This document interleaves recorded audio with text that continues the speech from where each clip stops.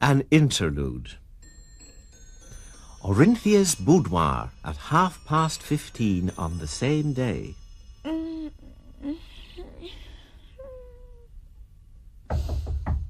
Who is that?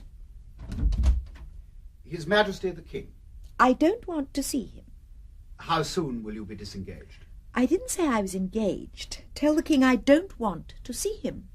He awaits your pleasure. Go away. I won't speak to you. If my private rooms are to be broken into at any moment because they are in the palace and the King is not a gentleman, I must take a house outside. I am writing to the agents about one now. What is our quarrel today, beloved? Ask your conscience. I have none where you're concerned. You must tell me. There. What is it? Page 16. Look at it. Songs of our great-great-grandparents. What page did you say? 16. Ah, the Pilgrim of Love. Read the first 3 words if you dare. Orinthia, my beloved. The name you pretended to invent specially for me, the only woman in the world for you. Picked up out of the rubbish basket in a second-hand bookseller's, and I thought you were a poet. Well, one poet may consecrate a name for another. Orinthia is a name full of magic for me. It could not be that if I'd invented it myself. I heard it at a concert of ancient music when I was a child, and I've treasured it ever since. You always have a pretty excuse. You are the king of liars and humbugs. You cannot understand how a falsehood like that wounds me. Beloved, I'm sorry. Put your hands in your pockets. They shall not touch me again. Don't pretend to be hurt unless you really are, dearest. It wrings my heart. Since when have you set up a heart? Did you buy that too, second-hand? I have something in me that winces when you're hurt, or pretend to be. Yes, I have only to squeal, and you will take me up and pet me as you would a puppy run over by a car. That is what you give me when my heart demands love. I'd rather you kicked me. I should like to kick you sometimes, when you're specially aggravating. But I shouldn't do it well. I should be afraid of hurting you all the time. I believe you would sign my death warrant without turning a hair. That is true, in a way. It's wonderful how subtle your mind is, as far as it goes. It does not go as far as yours, I suppose. I don't know. Our minds go together halfway. Whether it is that your mind stops there, or else that the road forks and you take the high road and I take the low road, I cannot say. But somehow, after a certain point, we lose one another. And then you go back to your Amandas and Lysistratas, creatures whose idea of romance is a minister in love with a department. If Lysistrata had a lover, I should not be interested in him in the least, and she would bore me to distraction if she could talk of nothing else. But I'm very much interested in her department. Her devotion to it gives us a topic of endless interest. Well, go to her. I am not detaining you. But don't tell her that I have nothing to talk about but men, for that is a lie, and you know it. It is, as you say, a lie, and I know it. But I did not say it. You implied it. You meant it. When those ridiculous political women are with us, you talk to them all the time and never say a word to me. Nor you to me. We cannot talk to one another in public. We've nothing to say that could be said before other people.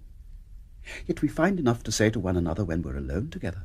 Would you change that if you could? You are as slippery as an eel, but you shall not slip through my fingers. Why do you surround yourself with political bores and frumps and dowdy busybodies who can't talk? They can only debate about their dull departments and their fads and their election chances. Who could talk to such people? If it were not for the nonentities of wives and husbands they drag about with them, there would be nobody to talk to at all. And even they can talk of nothing but the servants and the baby. Listen to me, Magnus. Why can you not be a real king? In what way, belovedest? Send all those stupid people packing. Make them do their drudgeries in their departments without bothering you about it, as you make your servants here sweep the floors and dust the furniture. Live a really noble and beautiful life. A kingly life with me. What you need to make you a real king is a real queen. But I've got one. Oh, you are blind. You are worse than blind. You have low tastes. Heaven is offering you a rose, and you cling to a cabbage. That is a very apt metaphor, beloved. But what wise man, if you force him to choose between doing without roses and doing without cabbages, would not secure the cabbages? Besides, all these old married cabbages were once roses. And though young things like you don't remember that, their husbands do. They don't notice the change. Besides, you should know better than anyone else that when a man gets tired of his wife and leaves her, it's never because she's lost her good looks. The new love is often older and uglier than the old. Why should I know it better than anyone else? Because you've been married twice, and both your husbands have run away from you to much plainer and stupider women. When I begged your present husband to come back to court for a while for the sake of appearances, he said no man could call his soul his own in the same house as you, and yet that man was utterly infatuated with your beauty when he married you. Your first husband actually forced a good wife to divorce him so that he might marry you. But before 2 years were out, he went back to her and died in her arms, poor chap. Shall I tell you why these men could not live with me? It was because I am a thoroughbred and they are only hacks. They had nothing against me. I was perfectly faithful to them. I kept their houses beautifully. I fed them better than they had ever been fed in their lives. But because I was higher than they were and greater, they could not stand the strain of trying to live up to me. So I let them go their way, poor wretches, back to their cabbages. Look at the old creature Ignatius is living with now. She gives you his real measure. An excellent woman. Ignatius is quite happy with her. I never saw a man so changed. Just what he is fit for, commonplace bourgeoise. She trots through the streets shopping. I tread the plains of heaven. Common women cannot come where I am, and common men find themselves out and slink away. It must be magnificent to have the consciousness of a goddess without ever doing a thing to justify it. Give me a goddess's work to do, and I will do it. I will even stoop to a queen's work if you will share the throne with me. But do not pretend that people become great by doing great things. They do great things because they are great, if the great things come along. But they are great just the same when the great things do not come along. If I never did anything but sit in this room and powder my face and tell you what a clever fool you are, I should still be heavens high above the millions of common women who do their domestic duty and sacrifice themselves and run trade departments and all the rest of the vulgarities. Has all the tedious public work you have done made you any the better? I have seen you before and after your boasted strokes of policy, and you were the same man and would have been the same man to me and to yourself if you had never done them. Thank God my self-consciousness is something nobler than vulgar conceit in having done something. It is what I am, not what I do, that you must worship in me. If you want deeds, go to your men and women of action, as you call them, who are all in a conspiracy to pretend that the mechanical things they do, the foolhardy way they risk their worthless lives, or their getting up in the morning at 4 and working 16 hours a day for 30 years like coddle insects, make them great. What are they for, these dull slaves? To keep the streets swept for me, to enable me to reign over them in beauty like the stars, without having anything to do with their slavery except to console it, to dazzle it, to enable them to forget it in adoring dreams of me. Am I not worth it? Look into my eyes and tell the truth. Am I worth it or not? To me, who love beauty, yes. But you should hear the speeches Balbus makes about your pension. My debts. Do not forget my debts, my mortgages, the bill of sale on my furniture, the thousands I've had from the moneylenders to save me from being sold up because I will not borrow from my friends. Lecture me again about them. But do not dare pretend that the people grudge me my pension. They glory in it, and in my extravagance, as you call it. By the way, Orinthia, when your dressmakers took up that last bill for you, they were speculating, were they not, in your chances of becoming my queen some day? Well, what if they were? They would hardly have ventured on that without a hint from somebody. Was it from you? You think me capable of that? You have a very low side to you, Magnus. No doubt. Like other mortal fabrics, I have a wrong side and a right side. But it's no use your giving yourself airs, belovedest. You're capable of anything. Do you deny that there was some suggestion of the kind? How dare you challenge me to deny it? I never deny. Of course there was a suggestion of the kind. I thought so. Oh, stupid, stupid. Go keep a grocer's shop. That is what you are fit for. Do you suppose that the suggestion came from me? Why, you great oaf, it is in the air. When my dressmaker hinted at it, I told her that if she ever dared to repeat such a thing, she should never get another order from me. But can I help people seeing what is as plain as the sun in the heavens? Everyone knows that I am the real queen. Everyone treats me as the real queen. They cheer me in the streets. When I open one of the art exhibitions or launch a new ship, they crowd the place out. I am one of nature's queens, and they know it. If you do not, You are not one of nature's kings. Sublime, sublime. Nothing but genuine inspiration could give a woman such cheek. Yes, inspiration, not cheek. Magnus, when are you going to face my destiny and your own? But my wife, the Queen, what is to become of my poor dear Jemima? Oh, drown her, shoot her, tell your chauffeur to drive her into the Serpentine and leave her there. The woman makes you ridiculous. I don't think I should like that, and the public would think it ill-natured. Oh, you know what I mean. Divorce her. Make her divorce you. It's quite easy. That was how Ronnie married me. Everybody does it when they need a change. But I can't imagine what I should do without Jemima. Nobody else can imagine what you do with her. But you need not do without her. You can see as much of her as you like when we are married. I shall not be jealous and make scenes. That is very magnanimous of you, but I'm afraid it does not settle the difficulty. Jemima would not think it right to keep up her present intimacy with me if I were married to you. What a woman! Would she be in any worse position than I am in now? No. You mean, then, that you do not mind placing me in a position that you do not think good enough for her? Orinthia, I did not place you in your present position. You placed yourself in it. I could not resist you. You gathered me like a daisy. Did you want to resist me? Oh, no. I never resist temptation because I found that things that are bad for me do not tempt me. Well, then what are we talking about? I forget.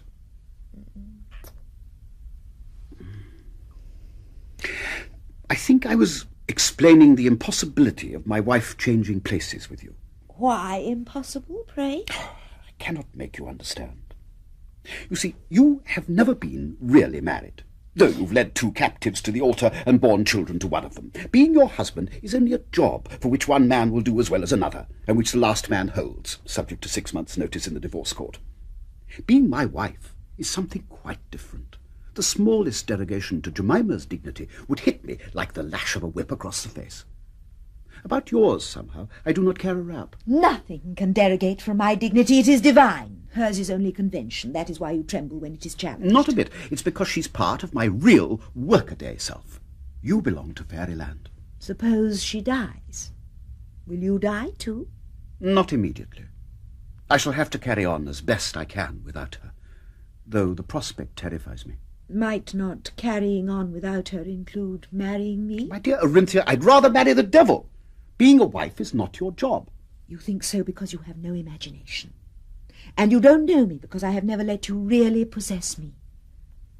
I should make you more happy than any man has ever yet been on earth. I defy you to make me more happy than our strangely innocent relations have already made me. You talk like a child or a saint. I can give you a new life, one of which you have no conception. I can give you beautiful, wonderful children. Have you ever seen a lovelier boy than my Basil? Your children are beautiful, but they're fairy children, and I have several very real ones already. A divorce would not sweep them out of the way of the fairies. In short, when your golden moment comes, when the gates of heaven open before you, you are afraid to come out of your pigsty. If I'm a pigsty is the proper place for me. I cannot understand it. All men are fools and moral cowards when you come to know them, but you are less of a fool and less of a moral coward than any man I have ever known. You have almost the making of a first-rate woman in you. When I leave the earth and soar up to the regions which are my real eternal home, you can follow me. I can speak to you as I can speak to no one else, and you can say things to me that would just make your stupid wife cry. There is more of you in me than of any other man within my reach. There is more of me in you than of any other woman within your reach. We are meant for one another. It is written across the sky that you and I are queen and king. How can you hesitate? What attraction is there for you in your common, healthy, jolly lumps of children, and your common housekeeper wife, and the rabble of dowdies and upstarts and intriguers and clowns that think they are governing the country when they are only squabbling with you? Look again at me, man. Again and again. Am I not worth 1,000,000 of such? Is not life with me as high above them as the sun is above the gutter? Yes, yes, yes, of course. You are lovely, you are divine. Ah? And you are enormously amusing. Oh!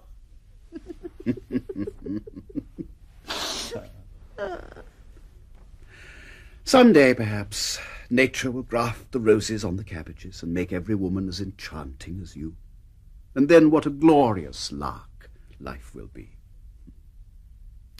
But at present, what I come here for is to enjoy talking to you like this when I need an hour's respite from royalty, when my stupid wife has been worrying me, or my jolly lumps of children bothering me, or my turbulent cabinet obstructing me. When, as the doctors say, what I need is a change.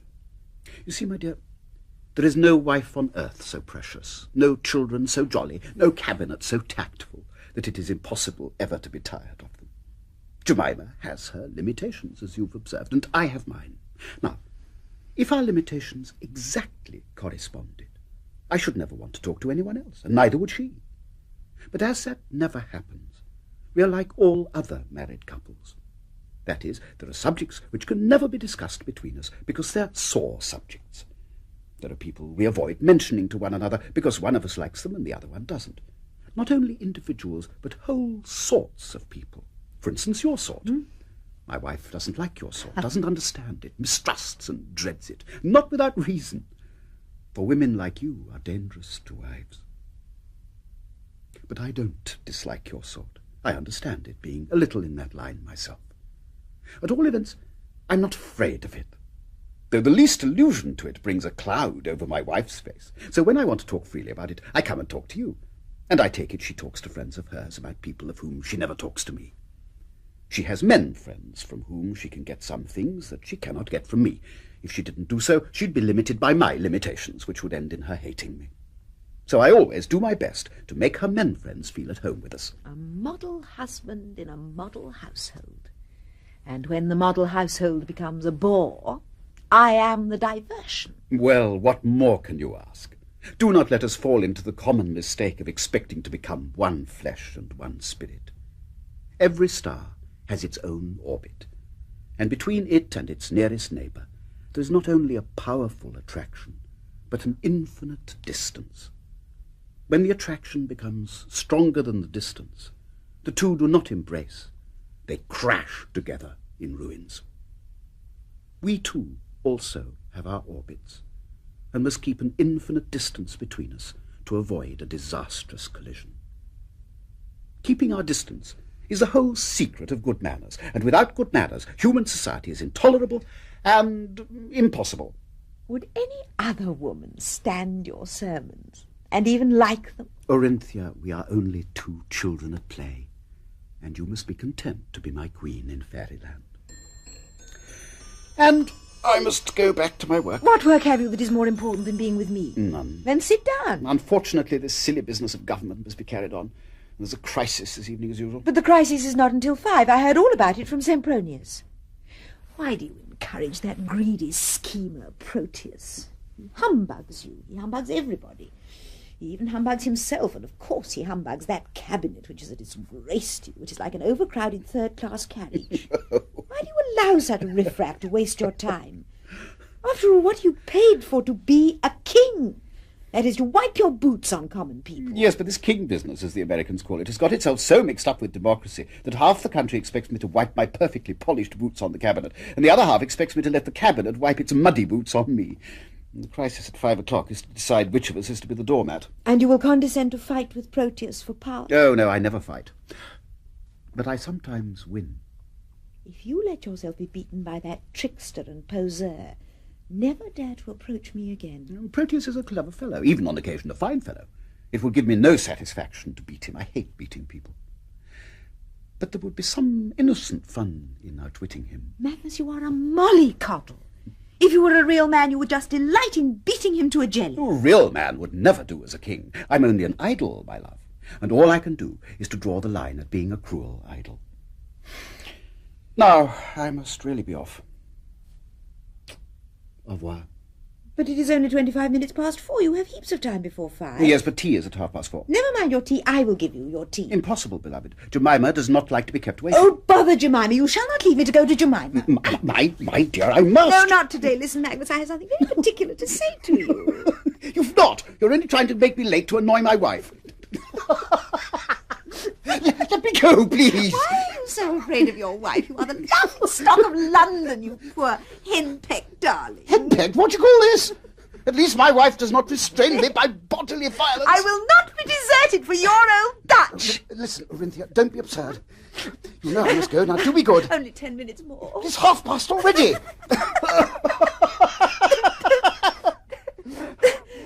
You're doing this out of sheer devilment. You're so abominably strong that I cannot break loose without hurting you. Must I call the guard? Do! It will be in all the papers tomorrow. Fiend! Orinthia, I command you. Very well, then, you she-devil. You shall let go.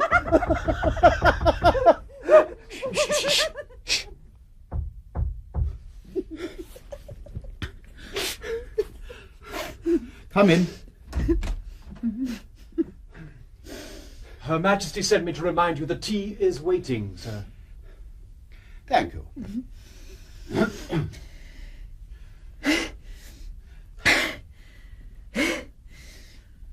The king forgets everything when he is here. So do I, I'm afraid. I'm so sorry. No explanations are needed. I saw what happened. Beast! He must have looked through the keyhole.